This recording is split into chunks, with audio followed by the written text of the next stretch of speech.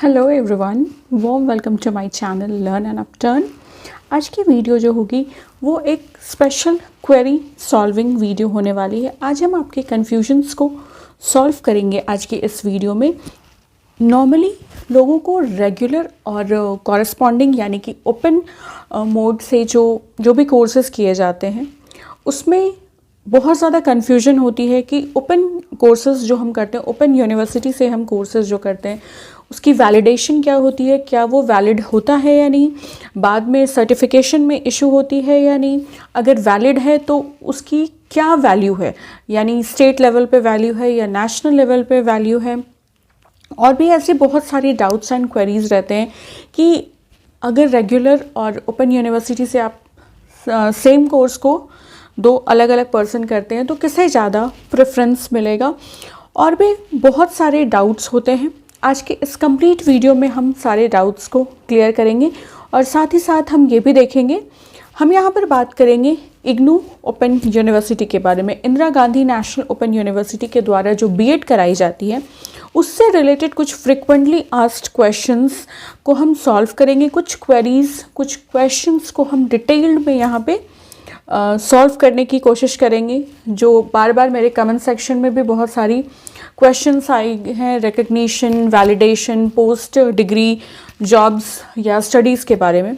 तो इस complete video में हम सारे क्वेश्चंस को लेंगे। तो विदाउट एनी फर्दर डिले इस वीडियो को शुरू करते हैं।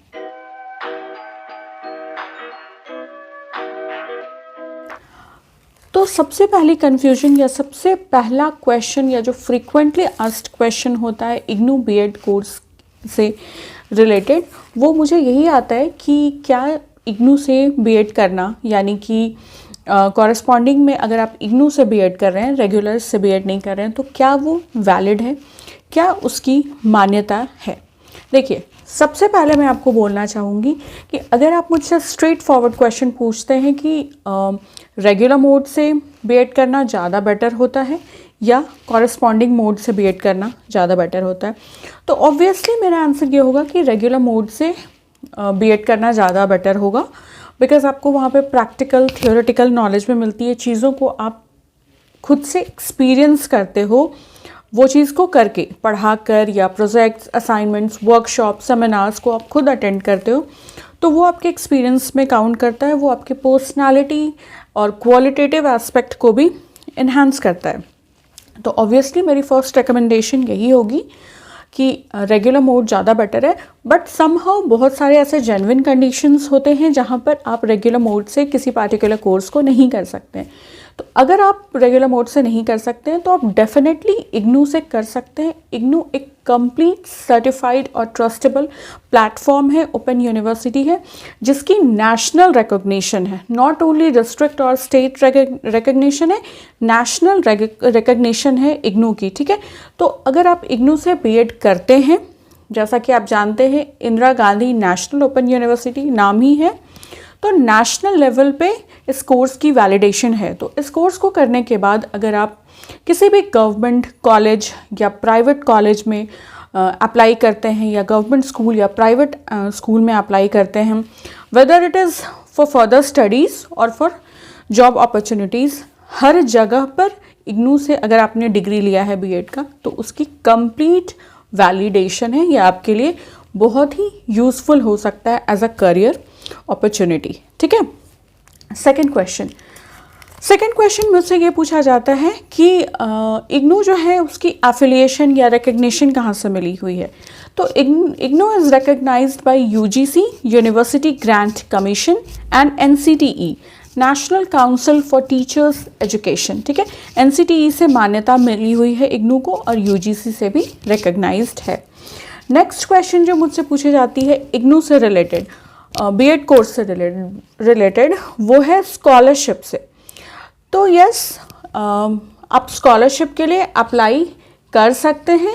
गवर्नमेंट ऑफ इंडिया का जो पोर्टल है उसके थ्रू आप स्कॉलरशिप के लिए इग्नू में अप्लाई कर सकते हैं। नेक्स्ट क्वेश्चन है, अगेन वही क्वेश्चन है कि क्या बीएड से, फर्स्ट क्वेश्चन से ऑलमोस्ट सिमिलर है कि क्या इग्नू से बीएड करने के बाद किसी पार्टिकुलर डिस्ट्रिक्ट या स्टेट या स्कूल या कॉलेज में ही हमें रिकग्निशन मिल सकती है या ऑल ओवर इंडिया हमें रिकग्निशन मिल सकती है। तो देखिए ऑल ओवर इंडिया आपको रिकग्निशन मिलेगी, ये बिल्कुल अश्योर्ड बात है कि इस कोर्स की बहुत वैलिडेशन है। बट यहाँ पर एक जो डिफरेंशिएट करने वाली चीज़ होती है वो ये है कि बहुत सारे कॉलेजेस ऐसे होते हैं जो रेगुलर मोड पे जो स्टूडेंट बीएड करके आते हैं उनको ज़्यादा प्रेफरेंस देते हैं। तो अगर आपको कहीं पे प्रेफरेंस नहीं मिल रही है तो उसका रीज़न ये नहीं है कि आपने इग्नू से किया है, उसका रीज़न ये है कि आपने डिस्टेंस मोड से बीएड किया है। नॉर्मली कहीं कहीं देखा जाता है कि जब रेगुलर मोड से कोई बीएड करके आया हो उसका जो सीवी है वो सबमिट है डेस्क पे, एंड किसी ने कॉरस्पॉन्डिंग से किया है उसका सीवी सबमिट है, तो थोड़ी ज़्यादा प्रेफरेंस रेगुलर वालों को मिलती है। हर जगह ऐसा नहीं होता बट कहीं कहीं होता है।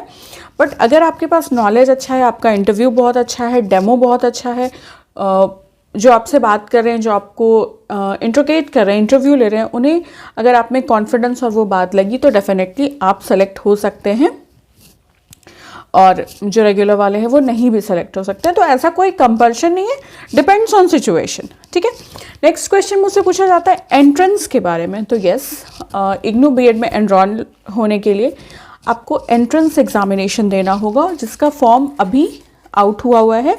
आई थिंक 20 दिसंबर तक जो बीएड में अगर आपको एडमिशन लेना है 2023 में, ऑब्वियसली आप 23 में ही लेंगे अब, तो जनवरी में आपकी एग्जामिनेशन होगी, जिसके फॉर्म्स जो है वो नवंबर से आउट है और 20 दिसंबर तक फॉर्म फिल करने की डेट है। इस पे मैंने डिटेल में 2 वीडियो बनाए हैं, आप मेरे चैनल पे जाके चेकआउट कर सकते हैं, आपको सारी इन्फॉर्मेशंस मिल जाएंगी। ठीक है, तो आपको एंट्रेंस एग्जामिनेशन देना होगा फॉर्म फिल करने के बाद। क्या सिलेबस है, क्या सारी चीज़ें हैं, मैं यहाँ रिपीट नहीं करूँगी, मैं ऑलरेडी बता चुकी हूँ।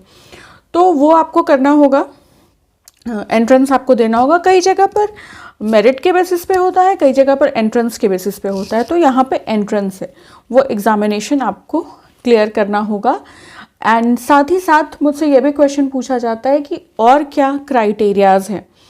तो मैं आपको बताना चाहूँगी कि आप या तो ग्रेजुएट या तो पोस्ट ग्रेजुएट होने चाहिए। अगर आपने ग्रेजुएशन कर रखा है तो 50% मिनिमम आपका होना चाहिए ग्रेजुएशन में, और अगर आप पोस्ट ग्रेजुएट हैं तो 55% आपका मिनिमम होना चाहिए पोस्ट ग्रेजुएशन यानी कि मास्टर्स में। इसके अलावा 2 और क्राइटेरिया हैं, जिनमें से कोई एक क्राइटेरिया आपका फुलफिल होना चाहिए। ठीक है, क्या है वो क्राइटेरिया? फर्स्ट क्राइटेरिया ये है कि आप किसी एलिमेंट्री स्कूल में एलिमेंट्री टीचर हैं, यानी कि पीआरटी टीचर हैं, प्राइमरी टीचर हैं, एलिमेंट्री टीचर हो, आप एलिमेंट्री एजुकेशन में इन्वॉल्व हो, इन सर्विस आप पढ़ा रहे हो किसी स्कूल में एज अ पीआरटी टीचर और एलिमेंट्री टीचर। फर्स्ट कंडीशन ये हो गया। जो मैंने ग्रेजुएशन और पोस्ट ग्रेजुएशन वाली कंडीशन बताई वो मैंडेट है। ठीक है, तो फर्स्ट एक तो मैंडेट वो हो गया, फर्स्ट कंडीशन ये हो गया। सेकंड कंडीशन ये हो गया कि अगर आप इन सर्विस टीचर नहीं हो कोई बात नहीं, आपने कोई भी एजुकेशन प्रोग्राम, एजुकेशन से, टीचर एजुकेशन से रिलेटेड कोई भी जो कोर्स होता है, कोई भी जो प्रोग्राम होता है, वो आपने फेस टू फेस मोड में यानी कि रेगुलर मोड में एनसीटी अप्रूव्ड जो भी कोर्सेज होती हैं वहाँ से किया हो। एनसीटी के द्वारा अप्रूव्ड कोई भी ऐसी टीचर एजुकेशन कोर्स आपने करी हो फेस टू फेस मोड में, रेगुलर मोड में, देन ऑल्सो भी आप एलिजिबल हैं वहाँ पे बीएड में एंट्रेंस लेने के लिए। एनसीटी के द्वारा अप्रूव्ड कौन से teacher education face to face mode है, इसके बारे में भी मैंने वीडियो बना रखी है, आप चेकआउट कर सकते हैं मेरे चैनल पे। ठीक है, तो इन दोनों एलिजिबिलिटी क्राइटेरिया में से अगर कोई एक एलिजिबिलिटी क्राइटेरिया आप फुलफिल कर रहे हैं, then also you are eligible to apply in BEd. सबसे पहले तो एंट्रेंस एग्जाम के लिए ही। ठीक है, और कुछ क्वेश्चंस लेते हैं। नेक्स्ट क्वेश्चन है वही अगेन वैलिडेशन पे। तो yes, it is valid, course बिल्कुल वैलिड है। कुछ लोगों का क्वेश्चन रहता है कि क्या teacher in service teacher compulsory condition है? No dear, it's not a compulsory condition. Graduation और पोस्ट ग्रेजुएशन में से किसी एक में क्वालिफाइड होना is your compulsory condition, and ये दो कंडीशन जो मैंने बताया इसमें से किसी एक को अगर आप फुलफिल कर रहे हैं then you are eligible to apply. Last question ये है कि क्या कोई रिलैक्सेशन और एग्जाम्पशन है मार्क्स को लेके। तो अगर आप SC ST OBC कैटेगरी में आते हैं या वॉर विडो हैं या कश्मीरी माइग्रेंट्स हैं तो आपको 5% का रिलैक्सेशन मिलता है, यानी कि आपको ग्रेजुएशन में 45% मार्क्स अगर आप लेकर आते हैं और बाकी की जो कंडीशंस है वो आप फुलफिल करते हैं then you are eligible. General category के लिए it's 50% and ST SC OBC, और अगर आप फिजिकली चैलेंज्ड हैं, वॉर विडो हैं या कश्मीरी माइग्रेंट्स हैं तो आपके लिए 5% का रिडक्शन है, 5% की आपको रिलैक्सेशन मिलती है, 45% पे आप अप्लाई कर सकते हैं। तो ये थे कुछ फ्रिक्वेंटली आस्क्ड क्वेश्चंस जो इस कोर्स और एडमिशन और एंट्रेंस को लेकर फ्रिक्वेंटली पूछी गई हैं। तो दैट्स वाई मैंने ये सोचा कि एक Q&A काइंड ऑफ सीरीज़ बनाते हैं, वीडियो बनाते हैं, जहाँ पे मैं आपसे जो, क्योंकि एक एक करके मैं वीडियो बनाऊंगी तो वो बहुत ज़्यादा लेंदी एंड बोरिंग हो जाएगा, तो एक ही वीडियो में अगर मैं सारी चीज़ों को एक्सप्लेन कर सकती हूँ तो वो आपके लिए भी बेटर होगा, आप एक जगह पर ही देख पाएंगे सारी चीज़ें। तो इसलिए मैंने सारी चीज़ों को इसमें ही कवर कर दिया।